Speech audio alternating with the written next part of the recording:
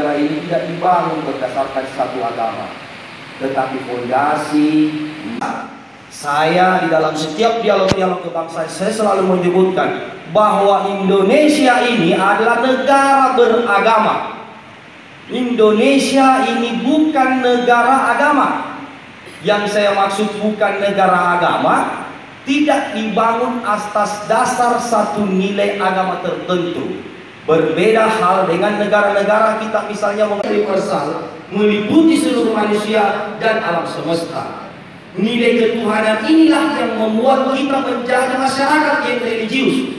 Dan nilai religius inilah yang membuat kita tetap bersatu, kokoh, dan tidak tercerai-berai dengan hal-hal yang sifatnya provokasi, hal yang menyatakan kebenaran hanya terletak pada satu nilai agama tertentu.